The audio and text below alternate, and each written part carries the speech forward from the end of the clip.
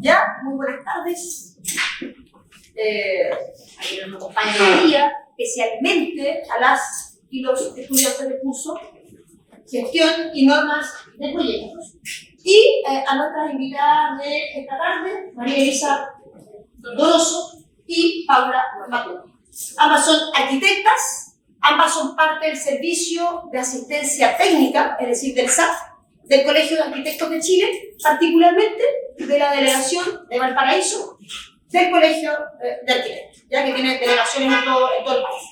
Esta charla es la tercera presencial de este semestre, de este curso, ¿cierto? Estuvimos en octubre con el asesor urbano de la Municipalidad de Concón, Pablo Bombal, ¿no es cierto? Estuvimos hablando sobre la normativa urbana de Concón, particularmente el plan regulador comunal, desde una perspectiva de la sostenibilidad, hacia donde se pensaba, ¿no es cierto?, el municipio que debía perfeccionarse este instrumento. Estuvimos después también en octubre, en octubre eso fue en septiembre, y luego en octubre estuvimos en una charla in situ, en una planta de revalorización de residuos de la construcción, la planta Revaloriza, que está en Viña del Mar, muy importante, la primera además planta de este tipo en Sudamérica. Estamos ahora entonces en esta nueva instancia. La idea justamente es que los estudiantes puedan ir poniendo en cuestión estos invitados, invitadas, ponen en tensión lo que vemos en clase, lo complementan y al mismo tiempo también enriquecen y cuestionan lo que vamos viendo de forma teórica en el curso. Y ahí para ellos también es muy importante, por eso agradezco tanto a María Elisa y a Paula que estén aquí hoy día, porque les ayuda también a tener como una cercanía con casos muy concretos, con casos reales, con profesionales de muy alto nivel que están ejerciendo en diferentes rubros y que son fundamentales en relación justamente a lo que vemos durante el curso en gestión y normativa de proyectos. ¿Ya? ¿Qué es lo que es el SAT? ¿Qué es esto? Este Servicio de Asistencia Técnica. Bueno, es un servicio del Colegio de Arquitectos que existe desde el año 57. Sí, van a ser 70 años que ya existe. Es un servicio a la comunidad. No sé si ustedes van a decir algunas palabras sobre eso o no. ¿No? Muy breve, pero bueno, es interesante porque la verdad es un servicio que se da a la comunidad más vulnerable, en que hay arquitectas y arquitectos que acogen, digamos, diferentes personas y organizaciones que necesitan hacer tramitaciones, sacar adelante algunos proyectos, y se les da con una cuota social, un precio honorario más bajo que el mercado, ¿no es cierto? Una atención. Ya, esto existe en diferentes delegaciones que hay Colegio de Arquitectos. Es también, les cuento, puede ser una posibilidad para que hagan una práctica, ¿no es cierto?, allí con nuestras colegas, o incluso cuando están recién tituladas y titulados, arquitectos de diferentes universidades, se pueden acercar y es un primer trabajo donde se aprende en una buena escuela, aprender a hacer tramitaciones, aprender cómo se desarrolla un proyecto.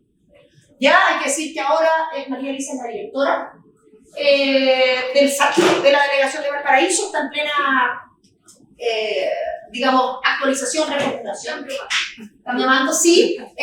Y bueno, ustedes ven aquí son arquitectas jóvenes de acá de la región. María Elisa además tiene un magíster, ¿no es cierto?, en arquitectura y diseño, con mención en Ciudad y Territorio de la Universidad Católica de Valparaíso. Y nada, están ahí con todo su compromiso, la verdad, trabajando en este servicio de asistencia técnica de nuestra delegación. Ya yo también, ustedes saben, yo también soy miembro activo de la delegación del Colegio de Arquitectos hace varios años, así es que también estoy contenta de que vamos a hacer esta colaboración. Son varias charlas que hemos hecho hace 4 años, nosotros como escuela, acá, el Campus Creativo en Viña del Mar, con el Colegio de Arquitectos. Ya, algunas que hemos hecho acá, otras hicimos en nuestra sede, y en fin, otras instancias que hemos podido alimentar, ¿no es cierto?, los cursos que estamos haciendo en la escuela, con las miradas, con las experiencias de otros colegas que participan en el gremio actividad. Así que eso, no me extiendo, la exposición va a durar más o menos 40 minutos, va a partir María Elisa explicando varias cosas sobre los procedimientos, la normativa, de lo que vamos a hablar hoy día, ¿no es cierto? Para no equivocarme de decir bien el título, un poquito de la charla hoy día, o sea, vamos a hablar de directrices, de normas y de procedimientos para hacer más eficiente, ¿no es cierto?, la tramitación de proyectos en las direcciones de obras municipales. Y para eso no solamente es importante entender cómo es cada uno de los pasos de forma concreta, sino también entender el espíritu. El espíritu, la norma y la tramitación, y eso es lo que van a compartir también María Elisa y Paula. Y Paula además lo que va a hacer es hacer una bajada, presentar un caso concreto de proyecto que se acogió a Ley del Mono con las nuevas normas de Ley del Mono. Ya, entonces, no me sigo extendiendo. Muchas gracias. Entrego el micrófono. Hola, mi nombre es María Elisa Donoso. Estoy en el Servicio de Asistencia Técnica del Colegio de Arquitectos de Valparaíso hace más o menos como 10 años ya. Y es una súper grande para ir aprendiendo diversidad de cosas, un montón de tramitaciones, cosas que ustedes no van a aprender directamente en la universidad, sino cosas que se van a ir formando netamente en la práctica. Y ese es un poco el objetivo de hoy día, poder hacer un acercamiento de todas esas experiencias y poder transmitírselas a ustedes para que tengan una bajada un poco más entre la academia y la realidad o el mundo laboral.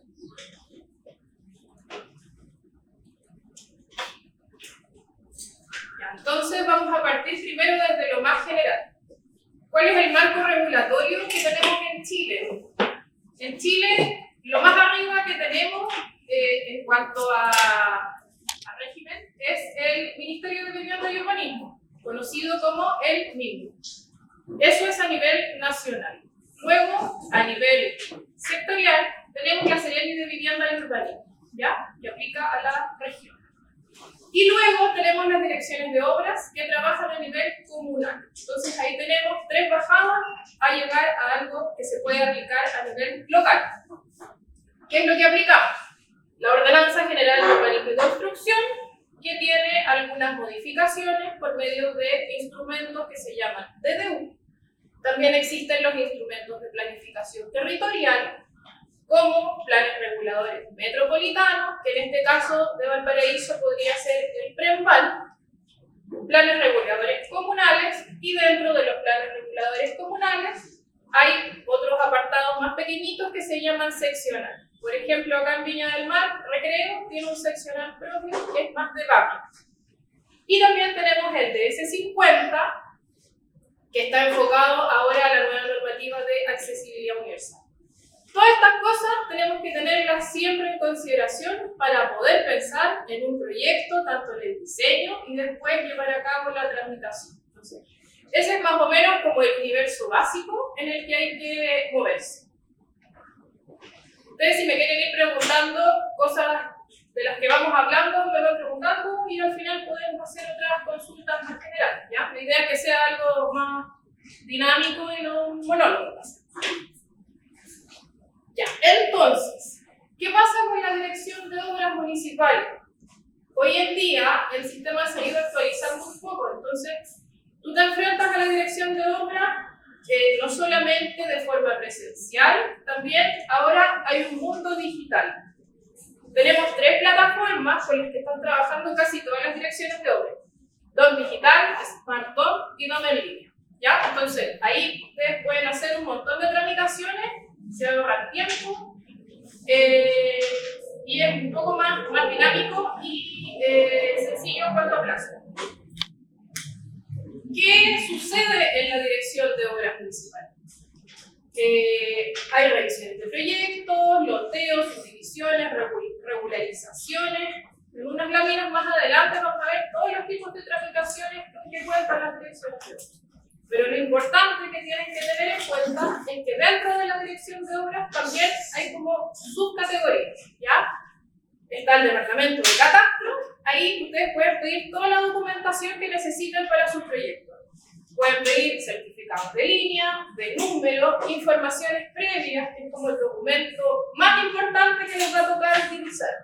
Más adelante lo vamos a revisar un poquito más en detalle, pero ese certificado lo tienen que sacar sí o sí para todos los proyectos.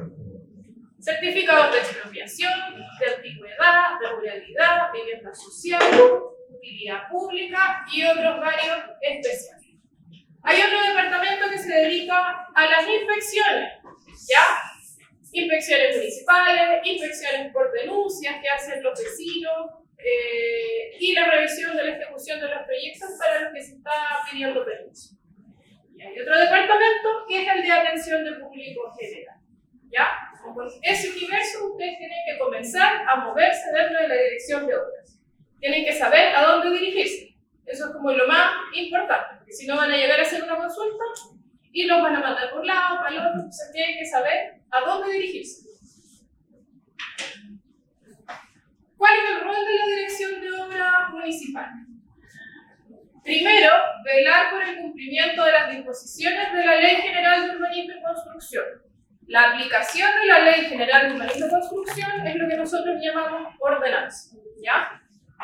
Luego, en el marco de esta regulación de la Ley General de Urbanismo y Construcción, la municipalidad está facultada para dar aprobación de diversas tramitaciones: fusiones, subdivisiones, modificaciones de deslindes, obras nuevas, permisos de edificación, ampliaciones, regularizaciones. Ahí los vamos a ver también. Tiene la facultad de fiscalizar y de sacar recepciones de obras. Eso quiere decir que cuando tú solicitas un proyecto, cumpliste con todos los requisitos, la obra se construyó y lo que tú declaraste coincide con lo que se construyó. Si eso es así y la inspección técnica de obras que hicimos en el departamento indica que efectivamente se realizó todo ese proceso, ¿ok? Se hace la recepción. ¿Ya? Es el proceso final del proyecto. Otra de las facultades de la Dirección de Obras es fiscalizar las obras que están en uso. Eso quiere decir, puede que un edificio esté con todos sus papeles al día, pero el día de mañana hacen una ampliación. Es facultad de la Dirección de Obras estar siempre inspeccionando en la ciudad si es que hay construcciones irregulares, etc. Aplicar las normas ambientales relacionadas con obras de construcción y urbanización, mantener y perfeccionar actualizado el catastro de obras de la comuna, ejecutar medidas relacionadas con la vialidad, dirigir construcciones que sean responsabilidad de la municipalidad. ¿Por qué le pongo todos estos punteos? Porque hay tanta diversidad de proyectos que quizás ustedes en algún momento se van a enfrentar a un proyecto muy grande y tienen que saber a dónde dirigirse. Si les piden algún tipo de norma ambiental, es posible que pasen igual por la Dirección de Obras. Si es que tienen algo relacionado con vialidad, puede que también pasen por dirección. ¿Ya? Entonces, la idea es armarles como un marco completo y general de para qué sirve o cuál es el rol de la Dirección de Obras. Acá les pusimos una normativa básica, lo más elemental que tienen que rescatar de la Ordenanza General de Urbanismo y Construcción. Está el concepto del certificado de informes previos que les hablaba en la lámina. Dentro de ese certificado, lo más fundamental que tienen que buscar son la zonificación y los usos permitidos, ocupación predial, coeficiente de constructibilidad, alturas máximas, antejardín, rasante, distanciamientos. Esos son como las cosas previas que ustedes deberían mirar en el certificado para después poder aplicarlo en su proyecto. ¿Ya? Todos los proyectos se rigen en base por estas cosas. Además de estos parámetros para proyectar una obra de edificación, hay otro concepto que se llama adosamiento. Un terreno, cualquiera sea, solo puede adosarse al deslinde en un 40%. Si tú no cumples con eso, no puedes desarrollar tu proyecto. Hay algunos mecanismos, se puede pedir autorización de vecinos, pero la base es partir de ese 40%. ¿Ya? Una de las como normas complementarias a este adosamiento es en el caso de las viviendas pareadas. El pareo no se considera como una longitud de deslinde, se saca la diferencia y solo se considera el resultado, y de ese resultado el 40%. Igual después les puedo dejar esta presentación para que ustedes vean por esta parte normativa con más detalles, ¿ya? Otro concepto básico de la norma es la altura. Por norma, tú no puedes construir más de 3,5 metros pegado al deslinde. Eso tiene repercusiones en la rasante y en otros conceptos de la norma de construcción. Ese máximo no se puede superar. Si tú necesitas construir una mayor altura de los 3,5 metros, tienes que distanciarte respecto al deslinde. Más adelante adelante vamos a ver cuáles son las distancias mínimas de ese espacio que tienen que dejar con el entorno. Ahí hay un esquema del concepto de rasante. Cuando tú construyes, como les decía, pegado al deslinde, tienes unos 3,5 metros de alto. A partir de esos 3,5 metros tienes que considerar un ángulo que se llama rasante. Y eso se dibuja de forma virtual hacia la propiedad que tú estás diseñando, y todo el volumen teórico de la propiedad que estás proyectando tiene que quedar respetando esa rasante.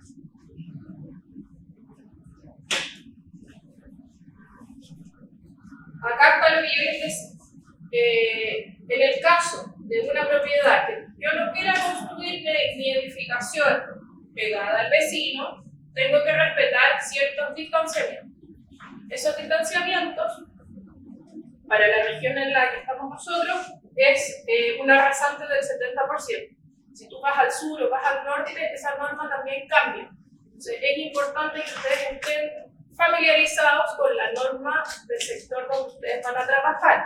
Si se trasladan a otra comuna, a otra región o a otra área del país, se actualicen respecto a esa norma, porque va variando. Lo mismo con la norma técnica y bueno, respecto a los distanciamientos, sí tengo una edificación de 3,5 metros de alto, que eso corresponde a un piso. Si tengo una fachada con vano, tengo que distanciarme al menos 3 metros del vecino. No quiere decir que si yo veo que el vecino tiene la casa mucho más lejos del deslinde, cumplo con los 3 metros. No, tengo que cumplir con esa distancia respecto a mi edificación y el deslinde que está en común. ¿Ya? No sirve si yo voy a construir a 50 centímetros de mi deslinde porque el vecino tiene su casa a 5 metros más allá. No sirve. Tienes que respetar el deslinde hacia tu edificación. Esa norma cambia si hay una fachada con vano. Eso quiere decir que puedas tener sin vano, esa distancia, se reduce a 1,40 metros. Y así va variando respecto a la altura de la edificación. Entre 3,5 y 7 metros se respetan los 3 metros con vano, y la distancia sin vano, sin ventana, sube a 2,5. Y sobre los 7 metros cambia la fachada con vano y la fachada sin vano sigue en 4 metros. Toda esta normativa básica es importante que la manejen previo a ponerse a diseñar un proyecto. ¿Por qué? Porque después ya tienen todo diseñado, llegan a la dirección de obras con el proyecto. No, yo no le puedo aprobar algo así si uno se está acogiendo a ninguna de las normas que tiene que saber. ¿Ya? Y más aún, si es que construyen, ustedes diseñan el proyecto, no se hacen cargo de la tramitación, el propietario construye y después pasa el tiempo, quiere vender su propiedad, quiere regularizarla, no la va a poder regularizar. ¿Ya? Acá llegamos a los tipos de proyectos. Dirección de Obras Municipales tramita permisos de edificación en 2 categorías: obras nuevas y ampliaciones mayores a 100 metros cuadrados. Obras menores. Dentro de esa categoría están las ampliaciones de vivienda social, edificaciones anteriores al 31 de julio de 1959. Ese es un tipo de regularización que por norma está dentro de la categoría de obra menor. ¿Ya? Y también dentro de la obra menor encontramos permisos de ampliación normal, alteración, reparación y reconstrucción. Luego entramos en la famosa Ley 20.898, que es la Ley del Bono. La Ley del Bono ha tenido muchas versiones. Actualmente está vigente hasta diciembre del 2025. Queda un año todavía de plazo. Las modificaciones que se le han hecho originalmente, la Ley del Bono, tú podías regularizar microempresas y viviendas. Hoy en día solo está vigente para viviendas. y en dos categorías, que es hasta 90 metros cuadrados y hasta 140 metros cuadrados. La dirección de obras también puede tramitar subdivisiones, fusión, rectificación y modificación de deslindes. Tramitaciones de copropiedad inmobiliaria, esos son los condominios o los edificios. Modificaciones de proyecto, de obra nueva, de obra menor, solicitudes de demolición, autorizaciones de cambio de destino, recepciones de obra, tanto definitiva como parcial. Creo que ahí está como todo el universo de trámites que ustedes están facultados para desarrollar, ¿ya? Y ahora traté de hacer un resumen general de cómo tienen que abordar el proceso de cada uno de esos trámites. No lo vamos a ver todos, les vamos a mostrar solamente los más relevantes, cosa que ustedes sepan, chuta, voy a hacer una obra nueva, necesito al menos tener todos estos papeles juntos y que puedan llegar preparados con un expediente a la dirección de obras, porque si no van a perder el tiempo. Cuando ustedes llegan a la dirección de obras, tienen que llegar con el expediente formado, completo, pasan por un proceso de pre-revisión, y si no pasan esa pre-revisión, tienen que irse de nuevo para la casa, corregir, adjuntar todo lo que les pidieron y volver a ingresar. O sea, ya eso es una pérdida de tiempo. Al principio a todo el mundo le pasa que te devuelven todos los papeles y vuelta a llevar. Pero la idea es darles a ustedes las herramientas para que ese proceso no sea tan lento. Permiso de edificación. Como les dije, se trata de construcciones nuevas o regularizar construcciones sin permiso que no entren dentro de la categoría de regularización, como las regularizaciones de edificación antigua anteriores al 59 o regularizaciones por ley del mundo. ¿Qué necesitan? Aquí les puse todo lo que se necesita en el expediente y aquí donde pueden sacar los papeles. Listado de documentos y planos numerados. La solicitud, que es el formulario del tipo de solicitud que ustedes quieren hacer. Eso lo pueden descargar desde la web del ministerio y hoy en día, como casi todas las direcciones de obras funcionan online, se completa a través de la página web. Certificado de informes previos, el documento que les dije al principio, que es lo fundamental en todo expediente porque aparecen las normas a las que se acoge ese previo específicamente. Se lo sacan con el rol de la propiedad. Se pide en dirección de obras. Formulario INE. Lo pueden completar directamente en la página del INE, lo descargan y lo adjuntan a la carpeta. Te hacen preguntas básicas del proyecto. ¿Cuántos metros cuadrados se van a construir? ¿El tipo de materialidad? Etc. Hace poquito se incorporó, siempre se va modificando, el certificado SEIN, que es del Ministerio de Transporte. Eso también lo pueden sacar por internet. Te preguntan las características del proyecto y el objetivo es determinar, esto lo hace toda la inteligencia artificial, tú pones los datos y la página te arroja al tiro si es que necesita un proyecto de mitigación vial o no lo necesita. Necesitas ese certificado en cualquier proyecto. ¿Necesite estudio de impacto ambiental o no necesita? La fotocopia de la patente profesional al día. Las patentes profesionales tienen vigencia 6 meses. Una vez que ustedes se titulen, tienen que dirigirse a la comuna que les acomode, sacar una patente profesional para poder ejercer. Esa patente tiene una vigencia de 6 meses y la tienen que ir renovando cada 6 meses. Se las van a pedir para ingresar al proyecto. Luego, en una obra nueva les van a pedir certificado de factibilidad sanitaria, agua potable y alcantarillado. Eso lo pueden sacar en ESVAL.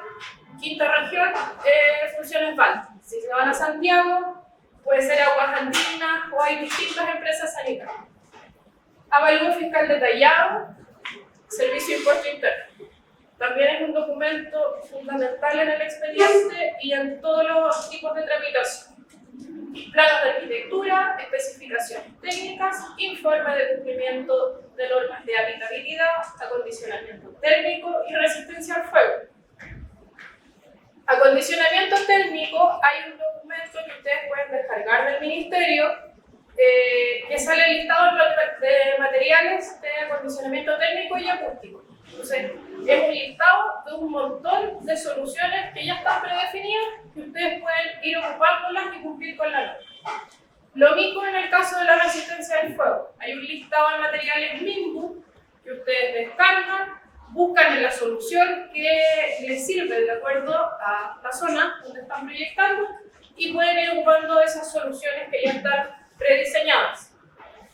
Y el cálculo de acuerdo al espacio público que se incorporó a la norma, yo creo que hace unos 2 años, que es un porcentaje de la superficie que el predio enfrenta del espacio público, que se hace un cálculo y el propietario también tiene que pagar un aporte por ese, se supone que es como mejoramiento del espacio público, varias cosas, pero es otro documento que hay que adjuntar también.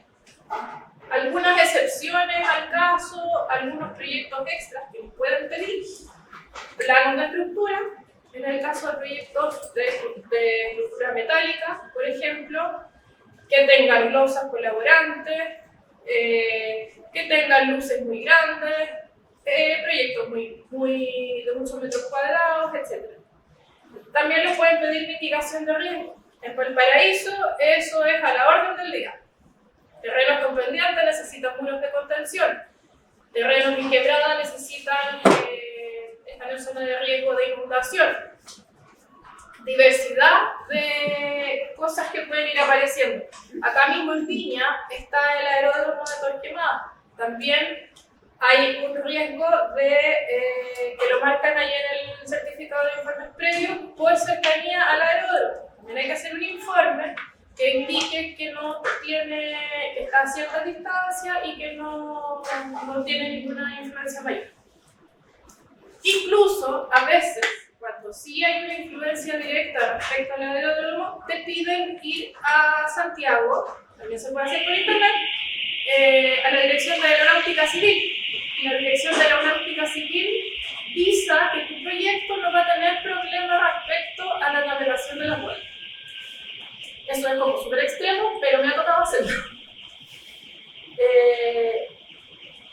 En caso de adosamiento mayor al 40% del deslinde del terreno en la lámina anterior, puedes incorporar un certificado notarial del vecino.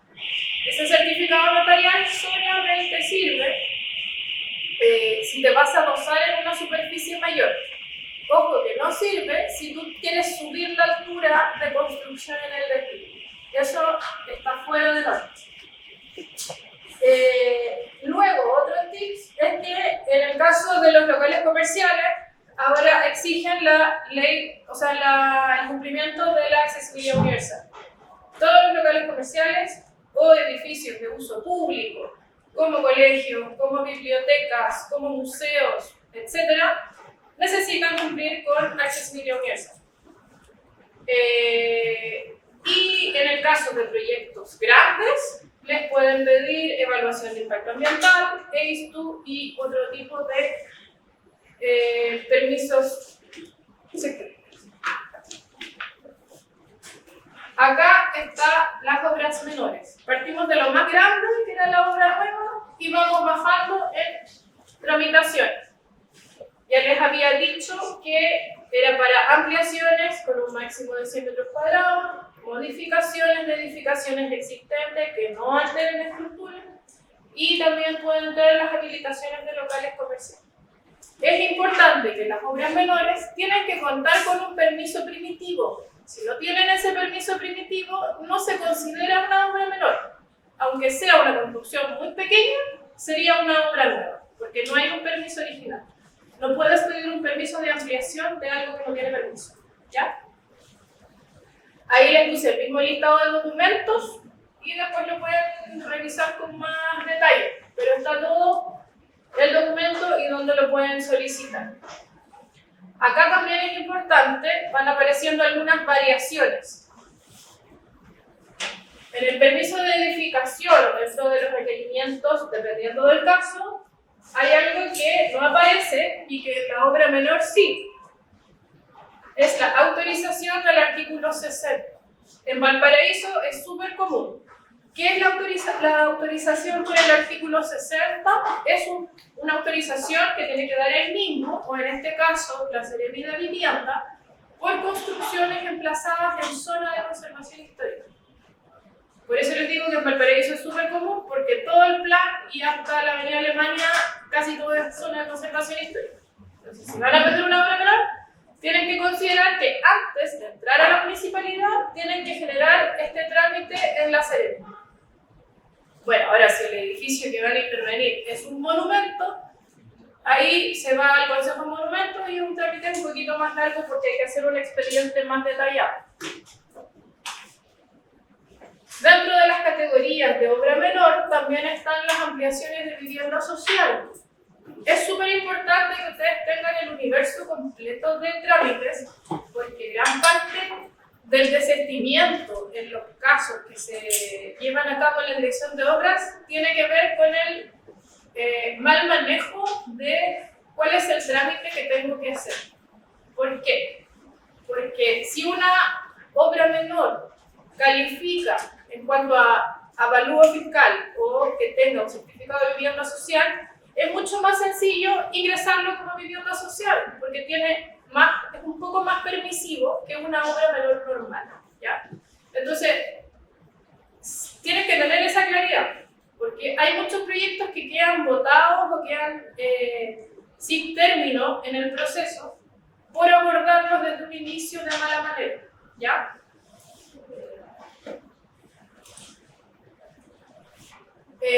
Las edificaciones anteriores al 31 de julio de 1959 es un tipo de regularización que también es un poco más permisivo que si tú sacas una obra nueva en la actualidad. ¿Por qué? Porque en vez de acogerte a las normas de hoy en día, que van cambiando y van mejorando, te acoges a unas normas más antiguas. Entonces, si tienes un edificio que en el certificado de avalúo fiscal sale con data anterior a 1959, ese es el camino más fácil, ¿ya?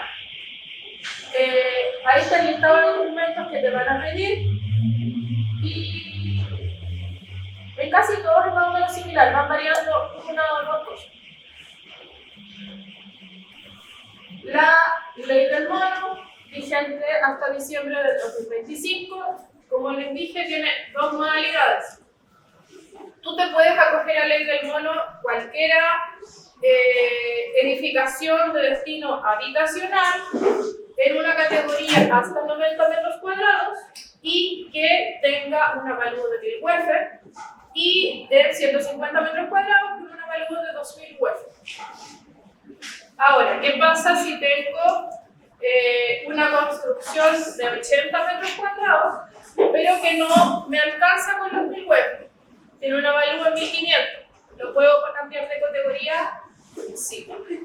Puedo tramitarlo como 140 y no tengo problema con el avalúo fiscal. ¿Qué diferencias tiene, por ejemplo, con la regularización de edificación antigua? También es una norma un poco más permisiva.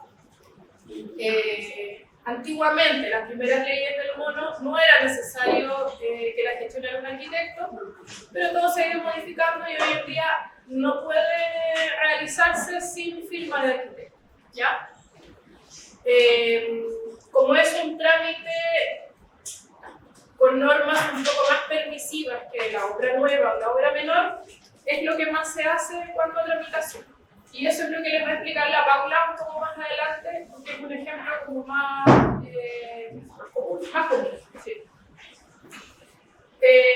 Aquí empieza a aparecer otro panorama. Por ejemplo, para las regularizaciones les van a pedir otro tipo de certificados. Por ejemplo, certificado T1. El certificado T1 lo realiza un eléctrico certificado por la SEC. Entonces también tienen que considerar, cuando ustedes tomen un proyecto de ley del mono, que tienen que solicitarle eso al propietario, ¿ya? y que demora tiempo y que esos tiempos también se suman a la tramitación que ustedes están desarrollando. Acá hay otro caso que es las solicitudes de demolición. El mismo modus operandi a través de plataforma o en papel, más o menos los mismos certificados. Yo creo que aquí lo más importante a tener en cuenta son dos cosas. Por ejemplo, las demoliciones en zona de conservación histórica también pasan por el artículo 60 en la Seremi. Y en el caso de demoliciones totales, necesitan un certificado de desrealización de una empresa que se dedique al control de plagas. Si la demolición es parcial, eso se puede evaluar. Pero si es total, sí o sí les van a pedir eso.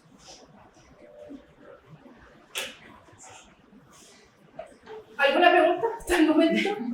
Están un poco en shock. Mucha información. Otra tramitación son los cambios de destino, que ustedes pueden cambiar, no sé, una vivienda a local comercial, o de local comercial a oficina, o a restaurante, o a diversidad de destinos que existen en la norma. Eso se puede hacer. Le piden más o menos los mismos documentos. Y las recepciones definitivas o parciales. Dijimos que cuando ustedes tramitan una obra nueva o una obra menor, es una parte del proceso. Luego la otra parte es posterior a la edificación.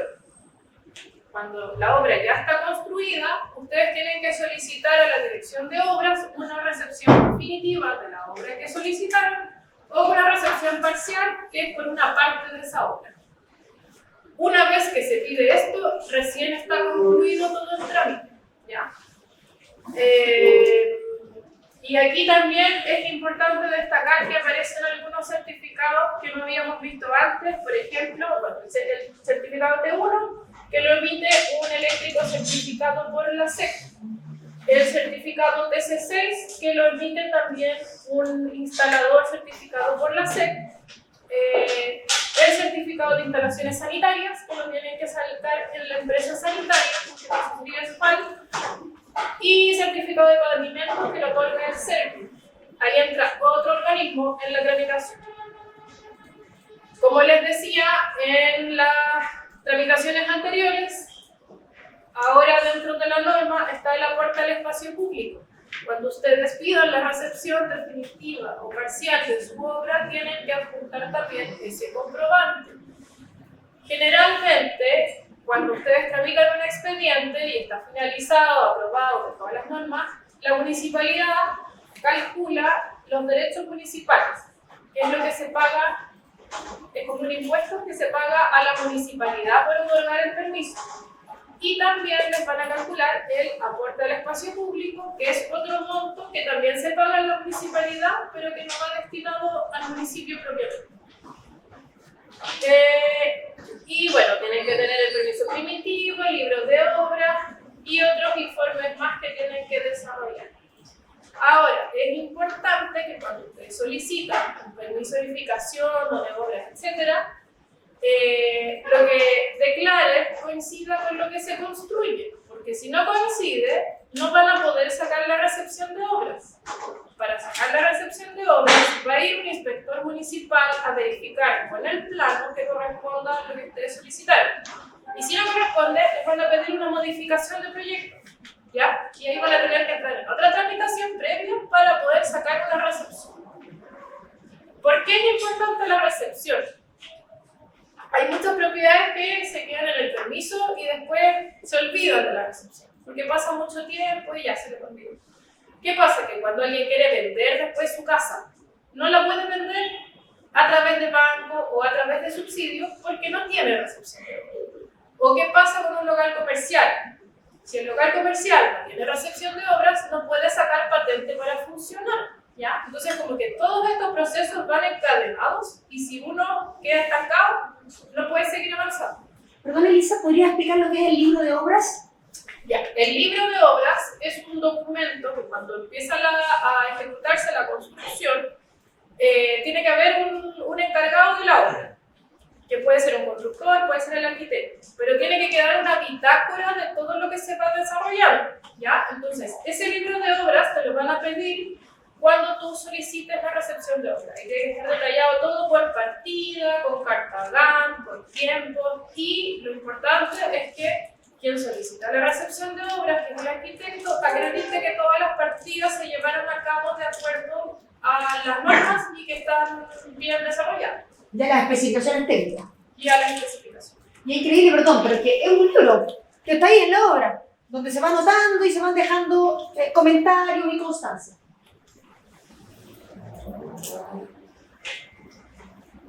Otro tipo de tramitación son las subdivisiones y fusiones. Hay más rectificaciones, modificaciones del INDE, pero los dejé hasta ahí porque si no es mucha confusión detrás.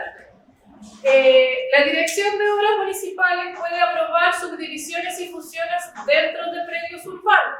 Si me salgo del límite urbano, empieza a operar otro organismo que se llama SAC, ¿ya? Y ahí aplica la norma de predios rústicos, que es hasta 5.000 metros cuadrados. Perdón, el SAG es el Servicio Agrícola Ganadero. SAG. Ahora, igual, ¿qué quiere decir esto? Se supone que tú en predios rústicos de 5.000 metros cuadrados es el mínimo de superficie. No puedes dividir el terreno en porciones más pequeñas. Hoy en día, como todas las normas se van modificando, aparecieron los IFC, que es el Informe de Factibilidad para Construcciones Ajenas a la Agricultura en área rural. A través de un IFC, tú puedes generar proyectos, por ejemplo, habitacionales, tipo condominio, en terrenos de menor tamaño, ¿ya? Siempre hay algunas cosas que van surgiendo durante los años. Por eso les digo que es importante ir actualizándose y eso solamente lo da la práctica. Eso por mi parte. ¿Tienen alguna duda? Porque ahora van a entrar como a una aplicación con la... Es mucha información. Es mucha información, perdón, me permito unos comentarios. Lo que estaba explicando María Elisa tiene que ver con las tramitaciones en las direcciones de obras municipales. ¿Sí? Y lo nombró varias veces. Cuando una obra se sitúa en un predio, un edificio, una obra menor, que sea un inmueble de conservación histórica o una zona de conservación histórica, además de la tramitación y carpeta, expediente que se presenta en la Dirección de Obras Municipales, se presenta un expediente en la SEREMI, es decir, en la Secretaría Regional Ministerial del mismo, es decir, del Ministerio de Vivienda y Urbanismo, ya que las obras, las intervenciones en inmuebles y en zonas de conservación histórica, además de ser aprobadas por las direcciones de obras municipales, deben ser aprobados por la SEREMI. A su vez, cuando estos proyectos, estas intervenciones están en monumentos históricos o en zonas típicas, es decir, por cierto, en inmuebles o zonas patrimoniales que están bajo la ley de monumentos nacionales, porque los inmuebles y las zonas de conservación es patrimonio reconocido en instrumento local comunal. Entonces, en cambio, el histórico, los monumentos históricos, zonas típicas según la ley nacional, esos proyectos deben además ser aprobados en el Consejo de Monumentos Nacional. Entonces, también hay que presentar una carpeta al Consejo de Monumentos Nacional. ¿Ya? ¿Vieron ustedes lo que acaba de presentar María? Aquí se dieron cuenta, son hartos documentos, hartos antecedentes que hay que presentar. O sea, lo primero, cuando hablamos en el curso de normativa y gestión, la importancia del orden. Si le están pidiendo A, B, C, D, E, ¿qué es lo que hay que entregar? A, B, C, D, E. Y en ese orden, no hay que entregar D, B, E, A. Usted tiene que hacer las carpetas y entender el espíritu. Imagínense los colegas que están trabajando en la Dirección de Obras Municipales, la cantidad de proyectos que tienen que revisar. Si ustedes quieren que les vaya bien con la tramitación de los proyectos, presenten de la manera más clara, más correcta y fidedigna. Hay una responsabilidad legal. Usted no puede presentar una elevación que es falsa y decir que aquí no hay ventana y aquí sí hay ventana. no va a tener la recepción final, o si la llegara a tener, porque no se hizo bien la visita a la obra, no se verificó, en un futuro puede tener grandes problemas. Entonces es muy importante ahí, como hablábamos, ¿no es cierto?, de la ética, hablamos también dentro de la gestión de proyectos, la importancia, ¿no es cierto?, de comprender el espíritu, esto es para hacer, trabajar en base a una normativa que ha sido aprobada por diferentes especialistas. Entonces la idea no es tratar de no cumplir la ley, sino que al revés, tratar de cumplir en cabalidad y tratar al mismo tiempo con los proyectos de, ¿cómo se llama?, de hacer las mejores propuestas posibles dentro de lo que indica la ley. Y hay mucho espacio para la creatividad. No se queda así decir, chuta, qué terrible, todo lo que hay que cumplir. No, esa es la base. ¿No es cierto? No trabajamos en una tabula rasa. No existe el vacío. ¿Sí? Entonces siempre hay elementos a considerar. ¿Ya? Entonces, súper importante eso. Para todos los proyectos de los que vimos, ¿no es cierto?, y que mencionó María Elisa, tipología de proyectos, hay que hacer carpeta, hay que hacer expediente. Ya, entonces hay que aprender a hacerlo y hay que revisarlo. Esto está especificado en la ordenanza. ¿Qué se presenta? ¿Cómo se presenta? Y eso es fundamental, entonces, que desarrollen esa capacidad para sacar adelante los proyectos. ¿Y qué es lo que vimos en la clase de ayer? El tiempo es plata. Una carpeta bien presentada normalmente va a ser aprobada en menor tiempo, que fue lo que explicó en el inicio de la exposición. Entonces es muy importante tener esa capacidad, ese orden, comprender lo que se pide y saber entregarlo correctamente. Y facilitar el trabajo. Piensen que al otro lado, que es lo que hay, otro colega que tiene que analizar el proyecto. Entonces es evidente que hay que presentarlo como corresponde, para que se entienda, para que pueda ser analizado y va a poner en valor el proyecto. ¿Ya? ¿Pregunta? ¿Comentarios? No puede ser que nadie tenga una pregunta. Eso no me lo puedo creer. No, a ver, Andrés siempre tiene preguntas. ¿No es cierto? ¿Dónde está Sebastián? Allí, Renato, Francia, aquí, Fernando, Francisca. Ya, bien. ¿Quién se lanza con la primera pregunta? Una pregunta que recién había dicho sobre unos detalles respecto al tema de... Fuerte. Hable fuerte, hermano, hable fuerte. No, pero bien fuerte. Que había dicho un poco sobre el tema este de meterse como dentro del municipio para ver algunos detalles de estructura, por algo así como ver los detalles como el tema de acera, había dicho, de la composición, de cuánta luz salvada, eso no lo entendí mucho. No, lo que yo les comentaba es que de repente hay proyectos que son más grandes o que están proyectados con estructura metálica. Cuando tú proyectas algo de estructura metálica, automáticamente requiere un proyecto de cálculo estructural. Ustedes como arquitectos están facultados para poder hacer un proyecto de cálculo de una vivienda, por ejemplo, hasta una cierta cantidad de metros cuadrados. Ahora, si estamos hablando de un edificio o una construcción mayor a 3 pisos, por ejemplo, van a necesitar apoyo de otro profesional, que es el calculista, ¿ya? Por ejemplo, si ustedes tienen una edificación en un piso de madera, no necesitan proyecto. Si tienen una edificación de albañilería hasta 2 pisos, tampoco necesitan proyecto de cálculo. Como arquitectos, ustedes están facultados para determinar si eso está correcto. Si es que nos escapamos de eso y entramos en hormigones armados que llevan enferradura, en losas colaborantes, en estructura de metalcón, en perfilería de fierro, ahí ya nos pasamos al universo de los calculistas y sumamos a otro profesional que nos ayuda en el desarrollo de nuestro proyecto. Lo mismo pasa en Valparaíso, por ejemplo, cuando te piden una topografía, porque el terreno tiene una accidentada geografía y es muy difícil determinar los niveles de suelo. Entonces, lo más sencillo es pedir una topografía y eso se introduce dentro de tu proyecto, ¿ya? Ahora, todas estas cosas son solicitudes a otros especialistas o antecedentes que ustedes tienen que levantar. La dirección de obras no les va a entregar nada respecto a esto. Claro. Consulta, Pamela, Francisca. La topografía, ¿nosotros tenemos que hacerla necesariamente o se llama a otra persona como especializada? No, la topografía, tú tú como arquitecto puedes firmarla y validarla.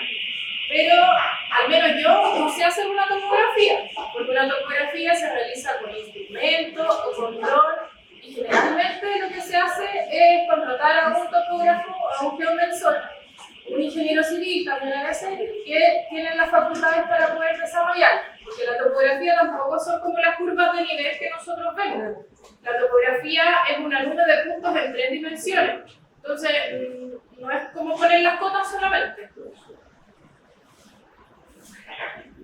En cuanto como al formato de presentación, ¿eso lo entrega la municipalidad como en un formato específico o es como algo que va variando dependiendo de cómo lo vaya realizando? No, lo único que está como formateado son los formularios. Los formularios de solicitud los puedes descargar de la página del ministerio o, como hoy día todo es digital, se sube por plataforma. Pero todos los demás documentos,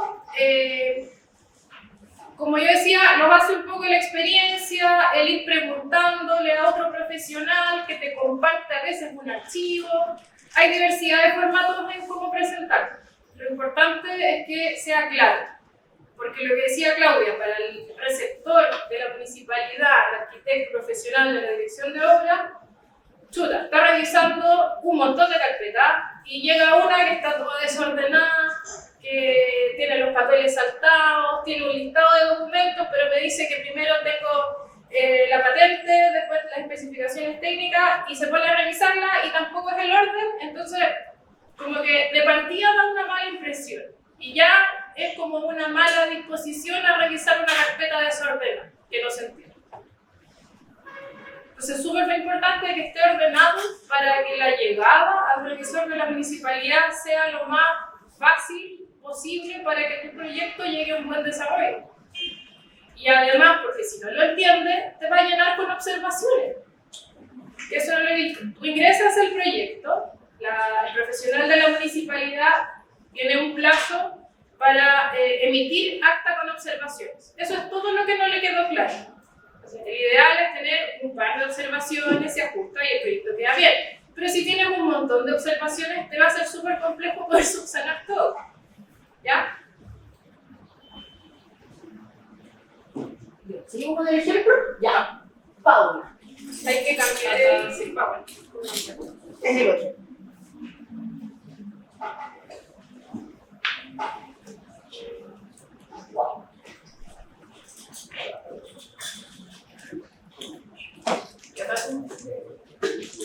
El chiquito de los puntitos dice presentación. Ya, bueno, mi nombre es Paula, como le presentó Claudia al principio. Aquí vamos a bajar un poco más lo que ya es la tramitación, un caso real que la municipalidad aprobado. En este caso vamos a ver la regularización 20.898, que es, claro, como decíamos, uno de los casos más comunes que se ve, de hecho, desde la misma UNI, le dicen a la gente, no, regularicen por ley del bono normal, todo eso, pero claro, tampoco es tan simple. Hay que seguir varios pasos y cada vez está siendo más exigente, que por una parte también es bueno, porque nosotros igual en la ciudad en general vamos teniendo más seguridad de que la construcción está bien hecha y cumple con todas las condiciones que se necesitan. Ya. Acá vamos a ver más o menos los dos tramos de la regularización, que es el primero hasta 90 metros cuadrados y hasta 140 metros cuadrados. El ejemplo en particular va a ser el de 90 metros cuadrados. Y ahí voy a explicar también más o menos cómo es el expediente, con el formulario, todo el proceso. Vamos a ver normativa, el ejemplo, cómo es la presentación del caso primero de lo que llega el cliente cuando uno lo toma, la recopilación de antecedentes, todo lo que uno necesita, la visita a terreno, cómo se define qué formulario vamos a ocupar y completar el expediente, hacer los planos y luego ya cuando se aprueba el proyecto y se hace el pago de derechos municipales, se queda firmado. Acá tenemos los dos tramos de la regularización, hasta 90 metros cuadrados y hasta 140 metros cuadrados. A mucha gente, bueno, en la MUNI en general no les gusta mucho la ley del bono, pero es un muy buen procedimiento porque es mucho más permisivo. En general, en la autoconstrucción, que nosotros vemos mayormente casos de Valparaíso es casi todo autoconstrucción. Entonces nos sirve mucho porque la que en general la gente no se informa mucho de las normas. Uno construye en base a la necesidad que tiene de una vivienda. Entonces, en este caso, la ley del mono nos ayuda muchísimo. Acá, bueno, requisitos en general para ambos tramos, cumplir con que la construcción esté de antes del 4 de febrero del 2016, no está desplazada en área de riesgo, ni en protección, ni en declaratoria de utilidad pública o nacional, que es el sector público. El avalúo fiscal en 90 metros cuadrados tiene que llegar hasta 1000 UF, que eso se ve con el avalúo fiscal, y en 140 metros cuadrados hasta 2000 UF. Tener una superficie cuyos recintos habitables sean de 90 metros cuadrados. Locales habitables, hablamos de dormitorios, living comedor, incluido baño y cocina en este caso. Si por ejemplo hay un pasillo, una bodega, eso no se incluye. No tener ninguna reclamación escrita pendiente en cuanto al incumplimiento de normas urbanísticas. Si por ejemplo un vecino lo denuncia, eso ahí no corre. Pero claro, si la misma municipalidad también denuncia porque incumplió alguna norma, eso ya es grave y ahí no podría ser autorizado por ley del pueblo. Y cumplir con las normas de habitabilidad, seguridad y estabilidad, y con las instalaciones, certificación de instalaciones interiores, que bueno, primero sería la certificación de servicios sanitarios, agua potable y alcantarillado, y el T1 de electricidad, y eso, TC6 en caso de que lo soliciten, pero en este caso no debería solicitar. Solo el T1, lo máximo. En general en Valparaíso se estuvo solicitando, hay casos que me lo han solicitado y otros no. Porque, claro, en Valparaíso se ha visto tanto incendio que es mejor asegurarse de tener el certificado que pasarlo así. Ya, acá, en cuanto a lo que yo les decía, de pronto la habitabilidad, se refiere como a la altura interior, de piso a cielo, los locales habitables que deben tener todos ventanas, ventilación y luz. Eso es súper importante. Se permite igual que tengan algunas zonas ductos de ventilación, pero obviamente lo mejor sería que tuviera ventilación directa y luz. Normas de seguridad contra incendios, cumplir con cierta resistencia al fuego, en general van desde el F15, 15 minutos de resistencia al fuego, y luego ya a F60 cuando hay adosamiento. Y luego otra norma de estabilidad en caso de que se exija proyecto estructural. Se va a exigir proyecto estructural cuando hay una distancia entre apoyos mayor a 3 metros. En este caso, en el caso que les voy a mostrar, claro, yo no cumplía con el distanciamiento, era más de 3 metros, por lo que yo sí o sí iba a necesitar proyecto estructural. Pero una casa de bañilería no se debería necesitar proyecto, pero solo por esto sí se necesita. Acá también les puse, bueno, Ministerio de Vivienda y Urbanismo, la circular de División de Desarrollo Urbano, la DDU 467. Esa explica en detalle la ley del mono. La DDU, la División de Desarrollo Urbano, tiene la facultad de aclarar todas las normas que no quedan claras como en la ley general o en la ordenanza. Entonces ellos tienen estas circulares y detallan cada parte. Uno también puede solicitar información y hacer una nueva circular. Acá el caso. Bueno, este caso llegó porque la persona quería comprar una casa por subsidio. Por subsidio habitacional sí o sí pide regularización de vivienda, permiso de recepción definitiva. En este caso, bueno, fue perfecto porque tenía todo lo que cumplía con la ley del mono. A veces es muy difícil, la gente quiere regularizar sí o sí con la ley del mono, pero a veces es muy difícil, no cumple con todas las normas. Y todo tiene que estar sí o sí entre el 2016. Uno no puede decir, pucha, me faltó poner un muro y lo hago ahora. No. Por norma, la dirección de obras no le exigen ir a revisar la casa a ver si lo que uno puso en el plano es todo lo que está realmente. La dirección de obras no le exige. En todos los otros formularios sí. Pero en este caso, claro, como decía Claudio también, o sea, ética profesional también y una responsabilidad civil con todo lo que uno está entregando. En caso después que, por ejemplo, haya un incendio y yo puse que se había una cortafuego y no había, ahí ya también la responsabilidad. Bueno, en este caso era una vivienda de un nivel, el avalúo fiscal detallado, me decía que la fecha de construcción sí era anterior al 4 de febrero de 2016, tenía un avalúo fiscal menor a 400 UF, así que estábamos súper bien en el rango. Algo súper importante que revisar también en los documentos es que esté bien el nombre del propietario. Muchas veces o falleció el propietario y va a ser otra persona de tramitación, es importante tener siempre la posesión efectiva, tener todo correcto porque después, al momento de entregar todos los documentos firmados a la municipalidad, los tiene que firmar el propietario. Y si hay alguna, no se relacionan los documentos con lo que el que firmó, ahí va a haber problemas, o sea, no lo van a aceptar definitivamente. Te interrumpo, Paula, un segundo.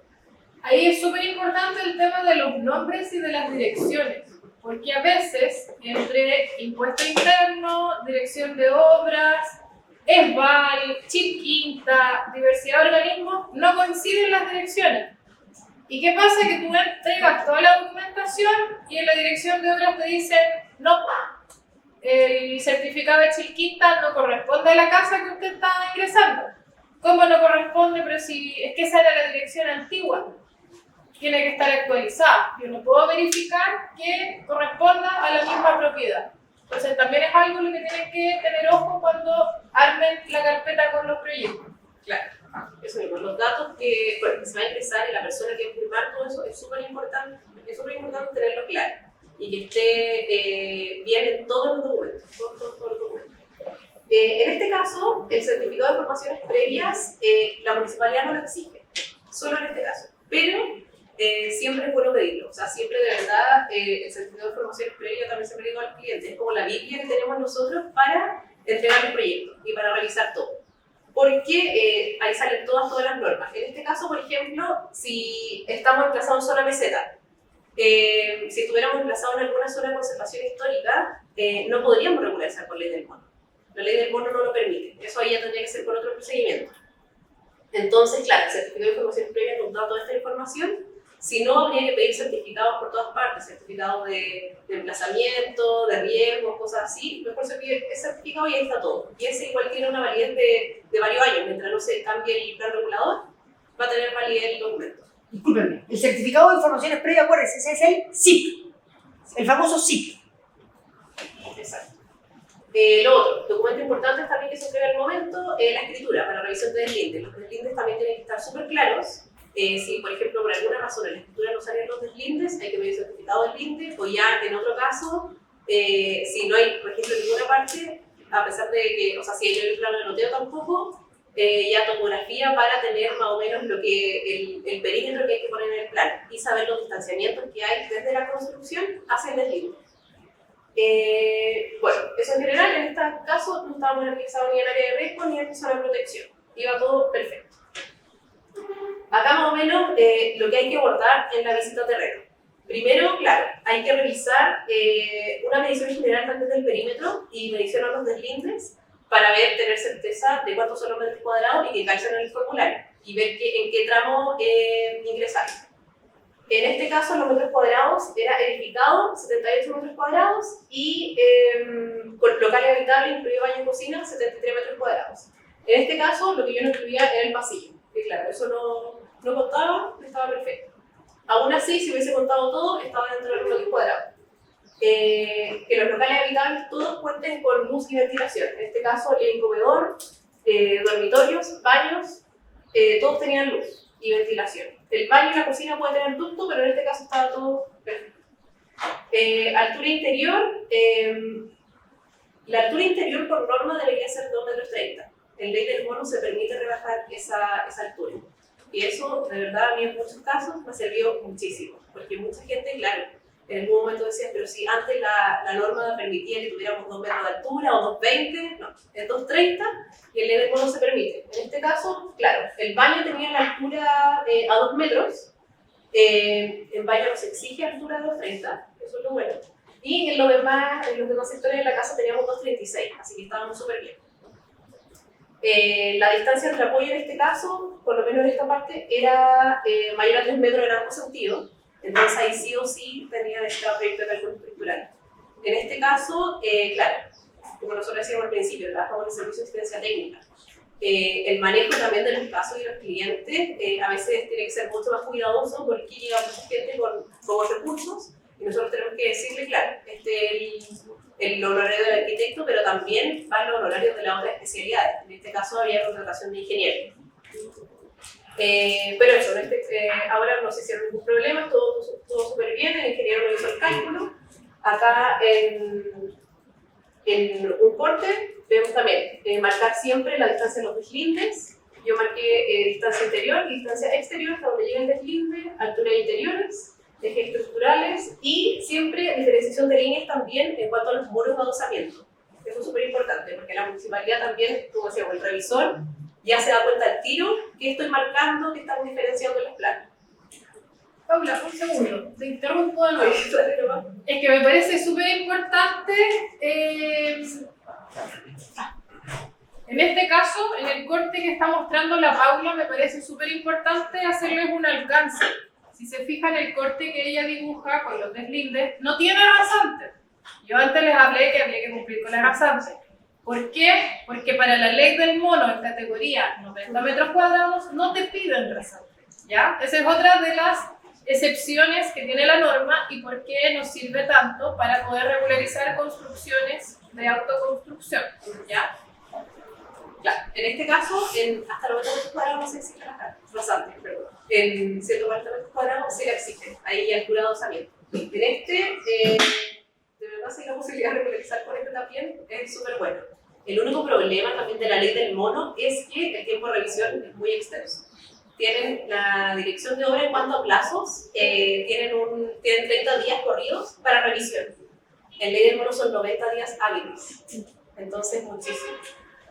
Mucha gente también dice ley del mono porque es más rápido. Ley del mono se llama así porque antes el mismo propietario hacía un mono y listo. Se mandaba a la municipalidad y quedaba listo. Pero en este caso, claro, se necesita arquitecto y toma mucho tiempo. Pero es beneficioso. Ahora sí. Bueno, en cuanto a los documentos, que también es lo que hablaba María Elisa. Listado de documentos, claro, hay que ser súper ordenado también. Yo, por lo general, también cuando hago listado de documentos es como uno lo envía en el formulario. El formulario también te da un listado y uno va enviando así, va enumerando y lo va apuntando en el expediente. Listado de documentos, formulario de solicitud, certificado de algo fiscal simple del primer semestre del 2016. Porque la ley del bono se basa en esa fecha. Fotocopia de patente profesional vigente del semestre. En el caso de que el propietario sea mayor a 65 años o tenga discapacidad, él o alguno de los residentes de la casa se puede optar a quedar exento del pago de derechos municipales. En el caso de que se vaya a regularizar tener una copropiedad y tener el acuerdo de toda la copropiedad también, hacer una asamblea extraordinaria, todo eso, explicar lo que se va a hacer en la tramitación y que aprueben el trabajo que se va a hacer. Otro punto, antecedentes que permitan corroborar la data de edificación.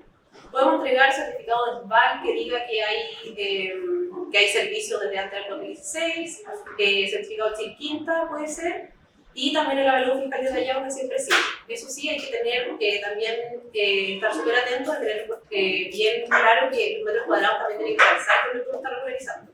Aparte del año, los metros cuadrados.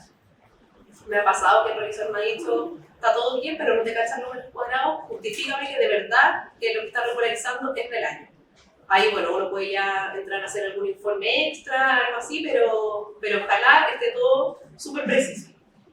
Las especificaciones técnicas resumidas, los planos de escala, todos los planos que solicitan, el informe de cumplimiento de norma de habitabilidad, seguridad y estabilidad, y el proyecto de cálculo estructural si corresponde, en este caso sí correspondía. Y para 140 metros cuadrados, algo que aplica también, que en 90 no, es el pago de la ley de aportes al espacio público. Ya, acá comenzamos el expediente. Uno, en el formato y cantidad de láminas, uno ve cómo lo ordena. El asunto es que quede todo súper bien claro y que se entienda el proyecto. En este caso, claro, marcar acá lo que hablaba María Elisa, claro, no, en este caso no exige pasantes. Yo lo puse porque ahí fue un caso particular del revisor que habló de las pasantes, cosas así, pero tengo claro que 90 metros cuadrados no lo exige. Ahí ya este va como de revisores que a veces tienen su propio criterio. Uno puede ir también a debatir la situación, pero en este caso yo necesitaba que me saliera este proyecto, así que ya se tenía que poner una rasante, no, había que hacerlo. Bueno, acá identificar bien. Los muros de adosamiento están con una línea muy gruesa también. Este es plano de emplazamiento. Poner el perímetro, acotar cada línea. También el deslinde. ¿Qué deslinde estamos enfrentando? Adosamiento, ¿qué porcentaje? Acá nos exige, si uno se pasa el 40% de adosamiento, no importa. Pero yo lo puse igual para que también quede más claro. El caso, por ejemplo, que si no tuvieran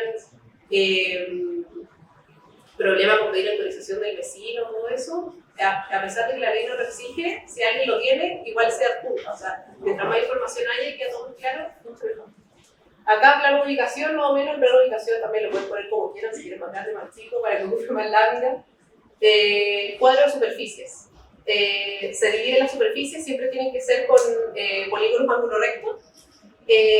Y poner más o menos 4 metros cuadrados, obviamente el total que tiene que quedar con el total que uno está regularizando. Y también la superficie del terreno. Eso es importante. En cuanto a la viñeta, el nombre de la regularización que uno va a hacer del trámite, nombre del proyecto, formato de lámina, cuántas láminas son y qué contiene la lámina, que es súper importante. Y bueno, los datos del propietario y los datos del arquitecto. Acá otra lámina, claro, planos de cubiertas, identificar también la escaleta donde están las cascadas de agua, en este caso también el revisor. Este revisor era muy complicado. Si la canal no daba al exterior, a pesar de que daba mi propio terreno, me pedía pozo de absorción. En este caso sí que tuve que proyectar pozo de absorción. Eso, igual, por ejemplo, este murito me pidió cálculo estructural. Ahí ya va el uno también cuánto va a debatir con el revisor de todo eso. La planta, corte, eso, acotar todas las líneas, lo posible, niveles interiores, alturas interiores, todo eso, ejes estructurales, dónde está el acceso a la vivienda también, y el norte, súper importante también, identificar el norte. Acá en elevaciones, ya, acá es donde yo puse la rasante, que en este caso no se exige, pero igual, si lo pone no está de más. Rasante, identificar la pendiente del terreno. Cuando el certificado de informaciones previas dice que, claro, que hay pendiente mayor al 30%, uno debería hacer proyecto de mitigación. Esto quiere decir, en el mejor caso, hacer un muro de contención. Eso. Para que especificar que el terreno no va a ceder, no va a haber ningún problema en ese caso al pasarlo de la valla. En elevaciones también, indicar la distancia de los deslindes, dónde está el muro de dosamiento, qué resistencia tiene el muro de dosamiento. El muro de dosamiento también tiene que llegar a la altura de la cubierta, eso es súper importante. Altura mínima de muro de dosamiento 2 metros, máxima 3,50. Acá el formulario de ingreso. Se ve poquito, pero esto es más o menos. En este caso son 2 hojas solamente. Declaración jurada del propietario. En este caso, como en Valparaíso se entrega, bueno, y ahora todas las municipalidades interiores se están actualizando, se entrega de manera digital. Yo como patrocinante tengo una cuenta en la Dirección de Obras Digital, el propietario tiene su propia cuenta. Yo desde mi cuenta ingreso todos los documentos, a él le van apareciendo en su plataforma. Cuando yo tengo todo listo, pongo enviar para validación del propietario. El propietario desde su casa puede revisar todos los documentos y ver si está bien. Si no le parece algo, puede solicitar correcciones y si está bien, desde su cuenta se envía a la Dirección de Obras. Y ahí se declara que, claro, que el propietario está de acuerdo con toda la tramitación y con todo lo que se envió. Datos del propietario, datos del arquitecto, el profesional competente, localización, si es que estoy en alguna copropiedad. Acá se ponen más o menos los metros cuadrados, el total y lo que serían los locales habitables, incluido baño y cocina. El tramo de las UEFs, hasta donde llega, si tengo algún sistema de agrupamiento aislado, variado o continuo, y si tengo adosamiento. Normas de habitabilidad, altura interior, ventilación, todo eso, cuál es la resistencia al fuego, normas de estabilidad. Acá, claro, me piden, claro, que yo declare si tengo distancia mayor o menor a 3 metros. En este caso tuve que declarar que no tenía, así que necesitaba proyecto de cálculo. Y acá, la clasificación. La clasificación de la estructura, en este caso de pañalería, es letra C. Y ahí cuántos metros cuadrados son. Y acá todo el listado de documentos. Hay algunos que son obligatorios y otros no. Ahí la misma plataforma va diciendo, o sea, los mantiene en rojo, cuáles son obligatorios y eso hay que enviarlos sí o sí. Y acá, bueno, uno ahí adjunta los documentos, cuáles son los que uno quiere ingresar para la revisión. Y bueno, al final, claro, uno envía, se revisa, pasa todo este tiempo. Tienen como límite 90 días hábiles. Obviamente, si pudieran hacerlo en un mes, podrían, pero el límite son 90 días hábiles. Se hace la revisión del proyecto y se aprueba el proyecto. Cuando se aprueba el proyecto, se procede al pago de los derechos municipales. Los derechos municipales es lo que uno tiene que pagar por tener la construcción, por estar ocupando el espacio del predio y también está referente a los metros cuadrados. Acá, modalidad, el caso de la ley del mono. En modalidad 1, los 90 metros cuadrados, modalidad 2, 140 metros cuadrados. Acá, claro, va a depender de la UEF, se saca cierto porcentaje y también depende del listado del MIMBU. El MIMBU tiene un listado que saca trimestral, ¿verdad? Sí, trimestral. Y ahí se ve, según la categoría de edificación, qué materialidad es, cuánto vale el metro cuadrado, y según eso, todo ese cálculo se hace y queda, se saca el cálculo de derechos municipales. En este caso fue como 50.000 pesos. No fue mucho, por lo menos. Y acá, claro, en el caso de que el propietario tenga mayor a 65 años, ahí se puede entregar carnet de identidad o registro nacional de discapacidad, queda exento de pago. Acá el certificado de regularización. Cuando ya se hace el pago de los derechos municipales, aprueba el proyecto, uno entrega la carpeta con todos los documentos impresos. 3 copias de especificaciones técnicas, copia de planos, ahí hay que gastar. Se invierte harto, son hartas copias. Eso, yo creo, en ninguna parte se habla también de todos los gastos y lo que conlleva también la tramitación. Yo creo que es súper importante. Pero bueno, eso es lo que se solicita. 3 copias de los documentos, los informes que se hacen, de eso una copia y se entrega a la municipalidad, firmado por el propietario y por el patrocinante. La municipalidad se debería tomar máximo 5 días hábiles para revisar y que diga ya, todo lo que entregaron digital está correcto, todo lo que se aprobó, listo, pasa a firma director y se procede al pago de los derechos municipales. Se hace ese cálculo y cuando ya está eso, entregan el certificado de regularización. En este caso es un certificado súper simple, esto es lo que por ejemplo les entrega a la gente cuando en este caso querían comprar por subsidio. Eso es lo que pide el subsidio, dicen aquí tengo la regularización de la vivienda, se declara que está todo en regla. Acá también sale más o menos cómo se hizo el cálculo de los derechos, o sea, igual que está como más transparentado para que no queden dudas de que se está cobrando más o menos. Y eso son los documentos o sea, los datos de la regularización, qué fecha, cuántos metros cuadrados fue, la dirección, todo eso, y ahí queda listo el proyecto. Eso.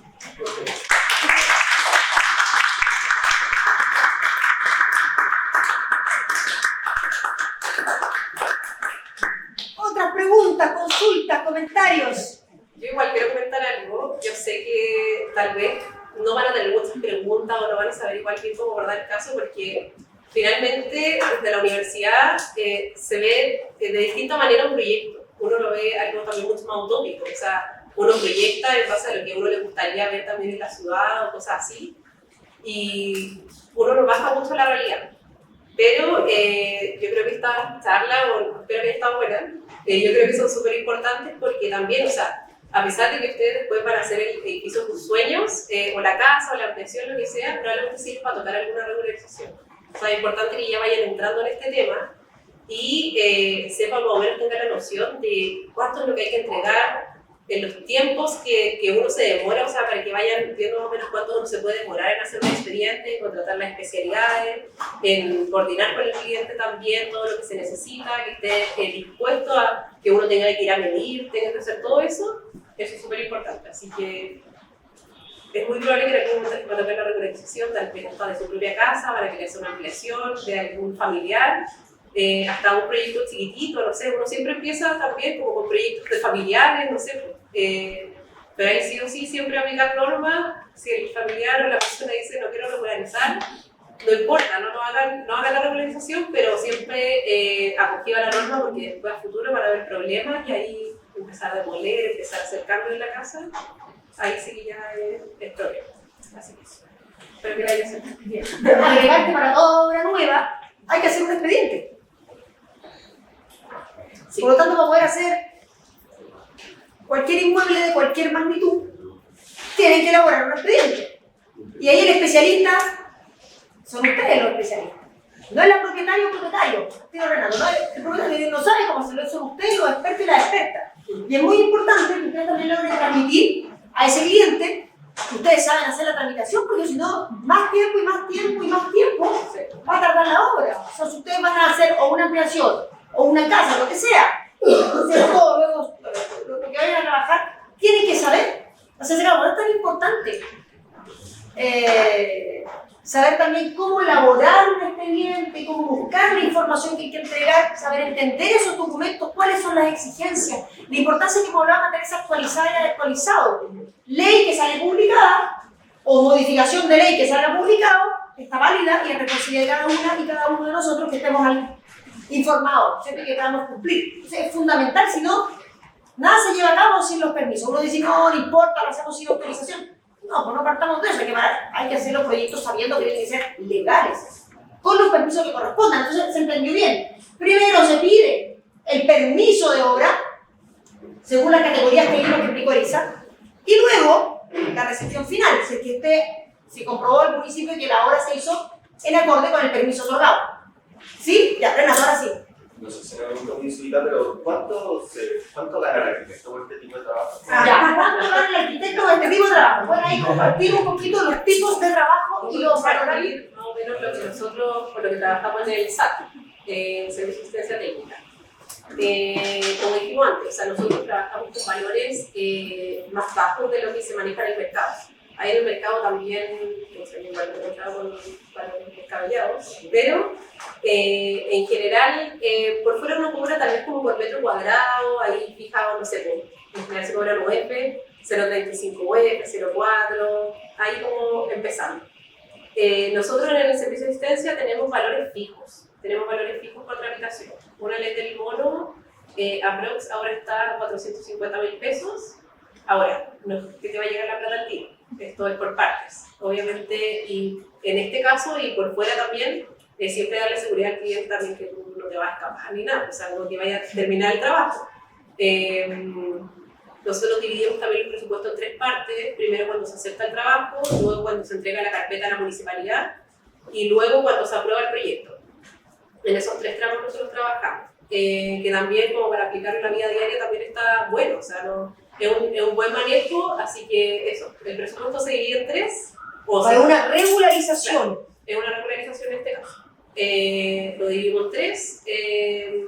Y eso, y ahí también, depende del tiempo que tú te demores también en hacer el trabajo, cuán rápido va a tener la plata.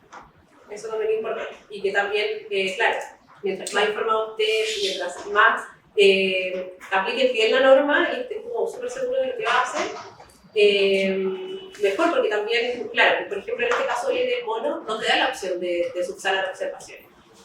Es apruebo o rechazo. Entonces si te rechazan, no te ponen 10 hábiles, tienes que volver a ingresar. Así que también tener consideraciones. Pero eso, nosotros llegamos como por ejemplo en tramitaciones como hasta los 600, 300.000 pesos más o menos. Pero claro, siempre dividiendo entre esos presupuestos. Ahora, por fuera, como yo te digo, o sea, tú ahí fijas tu valor, no sé, con una ley del mono la puedes cobrar, no sé, por 700 lucas, más o menos, pero ahí ya también depende. Yo creo que súper importante también, a pesar de que uno igual marque sus valores, uno está trabajando, no es poco trabajo, y además es una responsabilidad súper importante, o sea, tú estás declarando, tú estás regularizando la casa que tú no construiste y tú no sabes cómo se construyó. Entonces tú tienes que ver también, ser igual crítico en ese sentido y ver cómo ya, en verdad yo estoy regularizando algo que está bien hecho o haciendo una obra nueva, también cuando no calza con la regularización se hace una obra nueva, ser súper crítico también en lo que uno está, se está haciendo cargo, porque también hay una responsabilidad, no sé si como 10 años más o menos por rol, así que eso por una parte. Pero en cuanto a valores, tener en consideración, nosotros vemos igual qué tanta posibilidad tiene la persona, claro, de hacerlo. Llega mucha gente de tercera edad que en verdad tampoco tienen plata, o sea, ahí uno tiene que ser también consciente. Si en un caso particular te llega también un caso, ahí ya es decisión tuya si tú bajas un poco tu horario o sigues con lo mismo. Pero eso, pensar que más o menos 450.000 pesos en la regularización, podemos llegar como hasta 700.000 pesos en otras tramitaciones. Eso. Perdón, quiero aprovechar de sumar, o sea, la particularidad, si recuerdan, al comienzo del conversatorio, el SAT es un servicio de asistencia técnica que su vocación es prestar un servicio a la comunidad por parte del gremio.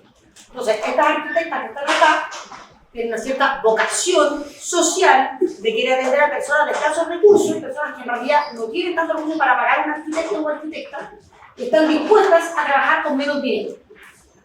¿Sí? Sabiendo que de alguna manera, no sé, pues esto aporta también al trabajo ético. Yo si voy a dedicar un día a la semana a hacer este trabajo para prestar servicio a la comunidad más vulnerable, cobrando menos, pero igual es un montón de plata. Digamos, no es poca plata. ¿Sí? Y que además, ¿cuál es la gracia? Que no están solas en su casa o en su oficina, sino que hay otros arquitectos con alta experiencia. Tenemos a dos ahí, ¿no es cierto?, con mucha experiencia, que llevan muchos años y que han sido realmente una escuela para las nuevas generaciones que vienen a aprender. Y ahora tenemos una arquitecta más joven, María Elisa, que la lleva 10 años trabajando y que es ella ahora la nueva directora. Antes teníamos, digamos, otros arquitectos que ahora, ¿cuánto? Ya tienen Gonzalo y... ¿Cómo se llama? Claro, que tienen, la verdad que son bien fantásticos, ¿no es cierto? Son muy generosos. Entonces, la gracia de trabajar en el colegio de arquitectos en esto es que se gana menos dinero, pero se tiene, bueno, para mí siempre las cosas que hacemos en el colegio es tener como el corazón lleno de sentir que uno está tratando de aportar, hacer un bien a la comunidad, dar algo de su tiempo, y además no está solo haciéndolo, tiene el respaldo siempre que preguntar. Y de hecho, cuando hay grandes dudas, dentro del colegio tenemos un director de obra, entonces, no solamente los expertos del SAC, entonces siempre hay un trabajo, una parte comunitaria que uno no se siente tan sola o tan solo y que puede tener apoyo técnico de especialistas. O sea, eso también es bonito, y tenemos en la oficina. Cuando quieren pueden ir a las oficinas que tenemos en nuestra sede en Valparaíso, en un convento, que también es bonito. No, pero otra cosa que, a pesar de que, independiente de los valores,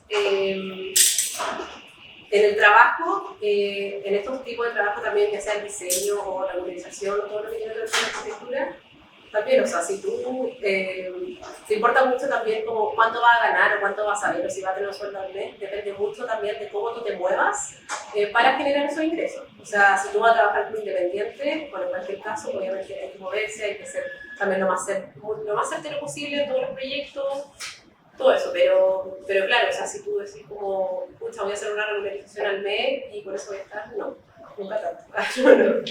Hay que ser súper constante también y sobre todo estar siempre informado siempre porque todos los días van saliendo cosas nuevas, la norma también va cambiando, no tan a gran escala, pero siempre van saliendo cosas chiquititas que uno tiene que saber aplicarlas para el caso de expediente.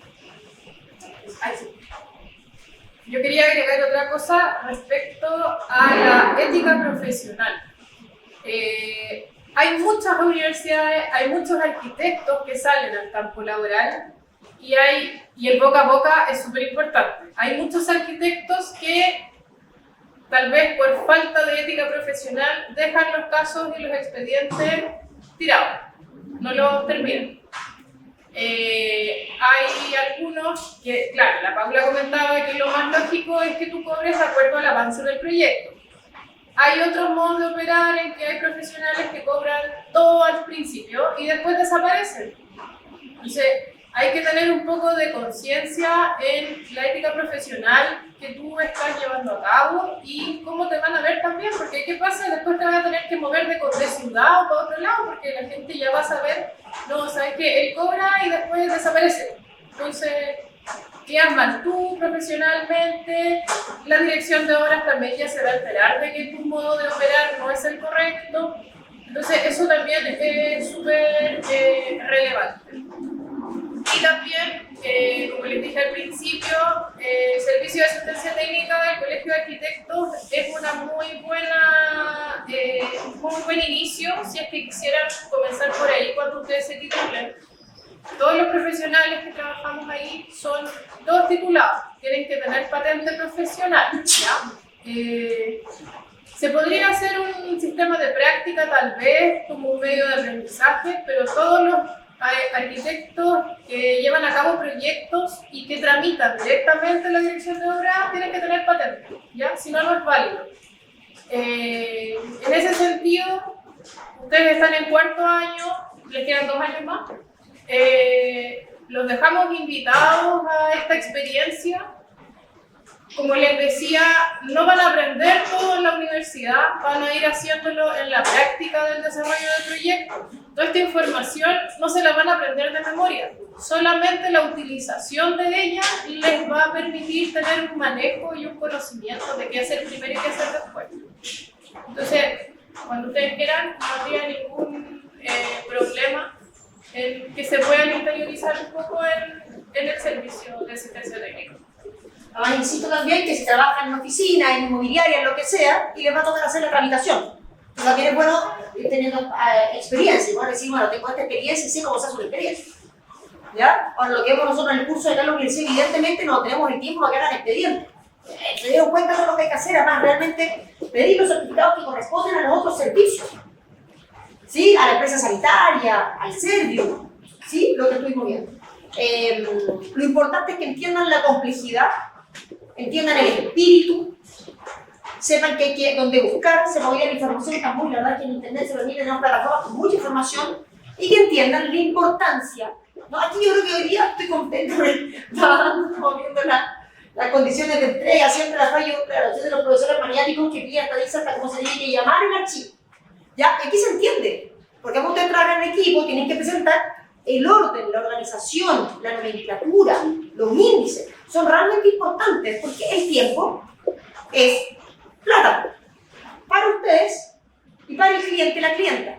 Y para las otras personas que interfieren en la tramitación de un proyecto, insisto, de hora nueva, de hora menor, de lo que sea. O sea, ustedes, pues, si trabajan acá en la región y presentan proyectos en 3 municipios, ¿qué opinión les conviene que tengan los revisores independientes de la dirección de obras de ustedes?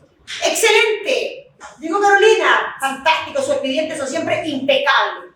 Perfecto, Carolina, ven, lo vamos a ver. Y sabemos, ya saben que trabaja bien Carolina. Y saben que es una persona ordenada, que presenta como corresponde, que presenta todo lo que se le pide. Por supuesto, que la recepción de sus carpetas en los municipios que ustedes tienen el hábito de trabajar va a ser mucho más positiva que si llega otra persona que no está en este curso y que es desordenada, hay un colega que presenta mal, ¿no es cierto? Los expedientes, los proyectos, las elevaciones, entonces hay una parte de la calidad del proyecto, espacial, ¿no es cierto?, el lenguaje arquitectónico, y también la calidad de los expedientes que acompañan la tramitación. Eso también ayuda al proyecto, y para que les salgan los proyectos. Es súper jodido, lo vimos los que estuvieron conmigo en el curso de Ciudad, Arquitectura y Patrimonio, que se complejiza mucho en zonas patrimoniales. De hecho, el SAT no toma proyectos en zonas patrimonial. Zona de conservación histórica, sí. Zona de conservación, sí, bueno, el 30% Valparaíso, el 23% está aclarado en zona de conservación. Claro. Es más complicado, porque además hay que cumplir con todo el Consejo de Monumentos Nacionales. Y hay muchos talleres, de hecho, como colegio de arquitectos, y colegas que dicen, no, pero ¿por qué piden eso? No, yo eso sí que no lo entrego. Entonces hemos discutido, porque hay problemas. El Consejo de Monumentos se demora a veces unos tiempos de locos. Y que a veces puede ser 2 años responder. Es terrible. Y hablamos, entonces tratamos de ver, hicimos ese trabajo con el Consejo de Monumentos, con la universidad, hemos hecho muchos talleres para tratar de desbloquear esto, porque nos conviene que hayan inversión y buenos proyectos, ¿no? Sobre todo en patrimonio, eso es lo que tiene más valor. Y los propios colegas nuestros diciendo, no, pero que para qué están pidiendo todo eso, y va a decir qué sé yo, un 3D, un render, o no me acuerdo qué es lo que me decía, no, eso, ¿por qué? No están entendiendo nada, se lo están pidiendo, entréguenlo. O sea, ¿no? ¿Estén de acuerdo o no estén de acuerdo? Faciliten el trabajo a la persona que está al frente de ustedes, que es un colega como ustedes, ¿ya? Y la ética profesional, siempre conversamos juntos de eso ayer, en cosas más macro, pero incluso esto, ser honestos, o sea, si hay una ventana, pongan la ventana, no traten de pasar gato por liebre. ¡Ojo! Tenemos responsabilidad legal. ¿Quién firma este expediente de una hora nueva o de una hora menor? ¿Quién puede firmar el expediente? ¿Arquitecta o arquitecto? ¿No la puede firmar? Ya les hemos dicho eso, la Presidenta de la República. No puede firmar el expediente, no está autorizado por ley. Somos nosotros que tenemos esta responsabilidad. Y hay una responsabilidad legal. Por lo tanto, cumplamos con lo que se dice. Y cuando en la parte de diseño lo que hemos discutido, las normas, las leyes, o sea, la constitución, las políticas, las leyes, las ordenanzas, las normas específicas, todo eso no lo lean solamente como una camisa de fuerza, sino que son las condiciones en las cuales trabajar, y entiendan que detrás de todo esto que se pide, hay muchos especialistas que llegaron a definir que hay que presentar documentos. No digamos que esto no sirve para nada. Sirve, lo que pasa es que nosotros a lo mejor no tenemos la capacidad de entender por qué sirve y por qué se está pidiendo. Se pide por algo. Por lo tanto, respetemos esta tramitación y hagamos las cosas bien. Eso es mejor para todos. Para ustedes, a la autoridad que debe evaluar, para la clienta o el cliente que está encargando esa obra. ¿Sí? Andrés. Tengo 3 preguntas. Bien, ya. Primero, Fuerte. era un poco lo que decía, como que no se habla sobre el tema del valor final de los trámites. Esa es la primera. La segunda, cuando hablaron sobre poner también un poco el tema de la responsabilidad en otros profesionales. Aquí quiero entrar un poco porque más o menos hasta ahora las clases que teníamos nunca entramos en ese tema, como tenéis que buscarte este ingeniero, tenéis que buscarte este otro especialista, pero ¿dónde se busca? ¿En una bolsa? ¿Tenemos una dirección específica? ¿Cómo sé si la calidad de su trabajo sirve para mí o realmente no lo quiero a él o a ella? Entonces eso nunca lo hablamos, como que está un poco muy en el aire. Y sí, el tercero era un poco, como lo que decía usted, profe, ahora lo último, que era, ay, se me estaba yendo el... Bueno, por lo menos a todos ya hay una copia de la tercera, que está formulando. Te respondo a la segunda porque la primera no te entendí muy bien. El valor de los trámites, de la tramitación. ¿Pero cuál es la pregunta? Como cuando decía que había que entregar 3 copias de plano. Ah, ya, como del proceso. A ver. Antiguamente, todos los expedientes se trabajaban de forma física. Y para que te revisaran una carpeta, tenías que entregar una carpeta física. El revisor la rayaba, la revisaba con todos los documentos y después emitía observaciones. Tenías que hacer las correcciones, volver a entregar una carpeta nueva, imprimir planos, la cantidad de planos que necesitaras, etc. Hoy día un poco se ha abreviado eso en cuanto a costos, porque las municipalidades están trabajando de forma digital. Entonces, ahí tú tienes la ventaja de que puedes ingresar el expediente en digital la primera vez, ellos emiten observaciones también de forma digital y tú entregas el expediente final terminado con las 3 copias de planos, 3 copias de especificaciones técnicas. Si es que lleva proyecto de cálculo, esos planos también van entrificados, la memoria de cálculo también. Y todos los demás documentos es una impresión. Entonces, dentro del valor que tú vas a cobrar como honorario profesional, tienes que considerar también ese gasto. Tienes que plotear, tienes que imprimir, tienes que comprar una carpeta, tienes que llegar a la dirección de obras, etc. Son gastos como de la operación del expediente que hay que considerar. Y respecto a lo que tú preguntabas de los profesionales, el Ministerio de Vivienda y Urbanismo tiene un registro de profesionales, pero a veces uno no trabaja con proyectos tan grandes. O sea, yo creo que igual es como soñado poder trabajar a escalas mayores siempre, ¿ya? A escalas más pequeñas de vivienda, de locales comerciales, lo que se ve más a diario en la ciudad, uno trabaja con profesionales que va conociendo en el camino. Nosotros en el Colegio de Arquitectos tenemos un par de calculistas que se acotan un poco a la vocación del servicio de asistencia técnica y, al igual que los arquitectos, cobran unos valores un poco más bajos que el mercado. Lo mismo con sanitario y lo mismo con eléctrico. Esas son como las especialidades más comunes. El topógrafo también. Sanitario, eléctrico, topógrafo y calculista. Son como las especialidades más frecuentes en el día a día. Luego, proyectos grandes, te pueden pedir un ingeniero ambiental, te pueden pedir un ingeniero de transporte. Depende del proyecto, si es patrimonial, te pueden hasta pedir un arqueólogo. Va a depender mucho de la línea que siga el proyecto. Y ahí, claro, hay que ir viendo el caso a caso. Pero es así, perdón, Andrés, o sea, eso claro, hay una red de trabajo con quienes trabaja el SEC. Y que eso también, a veces entonces trabaja también, por favor, uno va conociendo, pero uno va conociendo a los profesionales. O sea, todo uno parte así, con la recomendación. Por eso es tan importante ser impecable, porque eso uno se recomienda. O sea, de hecho, nosotros lo hacemos en el mismo colegio de arquitectos, que tienen muy buena red. Yo digo, oye, necesito eléctrico, ¿cómo se llama? Autorizado. Claro, autorizado por la SEC. Es requisito. Autorizado por la SEC. A eso me refiero. Y uno dice, yo conozco no sé qué, necesito acá autorizado no sé qué, necesito un especialista en patrimonio. Ahora, por ejemplo, dice, necesito un especialista en residuos de no sé qué. Y uno lo va haciendo, son las redes profesionales. Uno recomienda a alguien con quien trabajó. Y uno dice, mira, la verdad, con esta persona he trabajado, impecable. O puede decir al revés, mira, o sea, no al revés, pero decir, esta persona me la han recomendado como muy buena, pero yo nunca he trabajado. Así que no pongo las manos al fuego. Pero es así. En ese sentido también es muy práctico hacer parte de algún grupo. O lo que yo pienso, ¿no es cierto? Bueno, en fin, que en la universidad también sería muy bueno tener bolsas de trabajo. Bueno, y ustedes van a conocer, perdón, en sus prácticas. Las prácticas también tienen ese fin. Tienen el fin de que ustedes se familiaricen con no solamente el trabajo a realizar, sino también con otros profesionales. Entonces, las prácticas que ustedes van haciendo, también dicen, mira, en esta oficina trabajamos con los siguientes, pues uno puede también contactar a esas personas. Para eso también son las prácticas, estas inmersiones en el mundo profesional.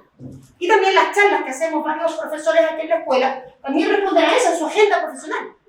Ustedes pueden contactar, ¿no es cierto? Ya conocen al biólogo, porque estuvimos en la charla con no sé quién, conocen al ingeniero ambiental, con el que estuvimos acá, conocen al geógrafo que invitamos a una charla. Entonces, recuerden eso, guárdenlo en su portafolio, todas las personas que ustedes han ido contactando, que bueno, a lo mejor, si son personas que, bueno, claro, van a tener tarifas que ustedes no van a poder incluir en proyectos que son muy chicos, pero les pueden pedir consejos. Entonces, claro, fuimos a esta charla con esta persona, que es un biólogo, ¿no es cierto?, una socióloga especialista, no va a trabajar conmigo porque es un proyecto más chico, con muy poco presupuesto, pero le pueden pedir consejos. ¿Conoce a alguien quizá recién titulado que está interesado en trabajar? Y así uno se va haciendo la red profesional. Me refería un poco de la tercera pregunta y era respecto al expediente y cuáles son los errores más comunes de los recién titulados al entregar expediente. Bueno, ¿cuáles son como lo común, el error común o que siempre se repita al principio cuando uno se titula?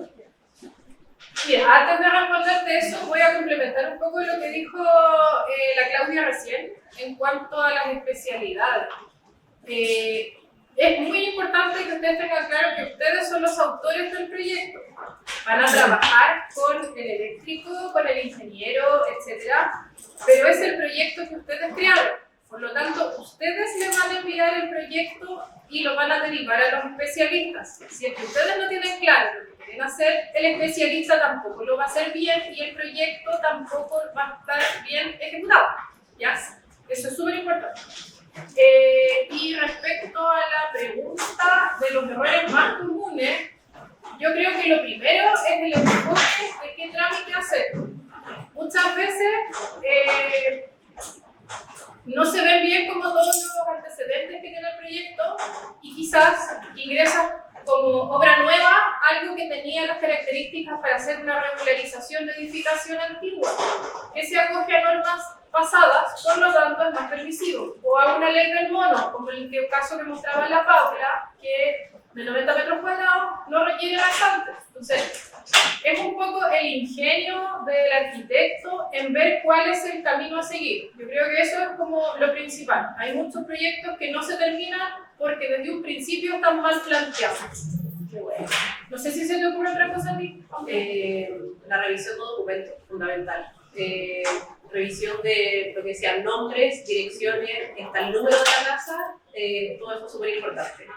Las revisiones de documentos, uno también, claro, si no ve bien, no sé, la escritura, por ejemplo, no va a marcar bien algo en los planos, en cuanto a los desplintes, las distancias, todo eso. Y lo que yo hice también cuando empecé a trabajar en esto de las regulaciones, me hizo un listado también de lo que sí o sí tenía que fijarme en la primera visita de terreno. Porque si no iba a tener que ir otra vez, porque se me olvidó pedir esta parte, no sé, por la altura interior, que es fundamental. Entonces, tratar de también como hacerse una pauta o algo así, o saber qué documentos revisar sí o sí, y en las visitas de terreno saber qué hacer sí o sí, porque esas visitas de terreno también van, tú por ejemplo cobras la primera, pero después ya sería como por tu cuenta, porque no le va a poder estar cobrando al cliente también cada visita de terreno por un error tuyo. Entonces, claro, pues el cliente confía en ti que tú eres el profesional, a pesar de que estés recién titulado, eres el profesional igual. Entonces, pone la confianza en ti, tú vas a estar a cargo de su proyecto. Entonces, claro, tampoco no aprovecharse de esa situación y eso, como hacerse pautas, visitas de terreno, ediciones, o sea, las ventanas, esas cosas. Y en cuanto a los planos, no sé, yo creo que, no sé, en cuanto a plano, yo creo que es muy simple, como diferenciación de líneas, para que quede claro, tal vez como que uno pone todo en una capa y después el revisor no sabe qué es más importante, qué estás logrando, cosas así. Sí, excelente la respuesta, porque ten en cuenta que Elisa hizo una respuesta macro en sentido, equivocarse en identificar cuál es el trabajo a realizar. Entonces eso es lo macro primero, entender a ver cuál es el encargo y qué es lo que hay que hacer realmente. O el encargo, ojo, el cliente cree que el encargo es este, pero en realidad usted lo ve y no era eso lo que tenía que hacer, era otra cosa. Porque el cliente a lo mejor entendió mal, porque no sabe realmente, no maneja la información técnica. Eso es muy importante, y lo que dice Paula es el detalle. Entonces cuando yo les digo, oye, aquí vamos a tener menos puntos, van a tener peor nota, porque no pusieron el nombre en el portafolio que entregaron, ¿entienden o no? ¿Entienden por qué o no? O sea, se equivocan porque pusieron mal la dirección, o no pusieron la dirección en esto, y se pueden perder 90 días y volver a ingresar todo de nuevo el expediente. Porque se le olvidó poner la dirección, o porque se equivocaron de las cosas de las fojas, que son tan fáciles, de la escritura. Eso hay que acostumbrarse al vocabulario. ¿No es cierto? No es tan fácil leer la escritura y entender qué es lo que dice. Entonces, es sumamente importante también la concentración, el saber leer y escribir. O sea, hacer una obra nueva, ustedes son responsables del expediente, hay que saber leer y escribir. Volvemos a esa base que discutimos siempre, ¿no? Y que decimos acá, para ser arquitecto hay que leer novelas. Sí, porque ahí es donde uno está, ¿no es cierto?, ejercitando intelectualmente la capacidad de leer, de escribir, de lectura, de o sea, súper, se entiende mucho parte de las cosas que discutimos con este caso tan concreto y esta experiencia tan concreta de trabajo que hacen aquí estas dos colegas. Miguel me muestra ya el reloj, tenemos que cerrar para hacer las 8. Una última pregunta, si fuera de alguien, o estamos bien. Francisca dice que está todo bien. ¿Todo bien? ¿Ya? Pues a las 8. Oye, increíble, gracias, increíble como se armó una conversación súper buena, súper útil, súper concreta. Yo creo que calzó perfecto con los contenidos del curso, ¿no es cierto? Y como vemos cosas que son tan macro en términos de enfoque de la normativa chilena y como bajamos a algo tan específico, ¿no es cierto? Hasta con el ejemplo, y se entiende además que en gestión de lo importante es la planificación, de la organización metódica de la información. Súper importante, sí, fantástico. Gracias, colegas. Gracias.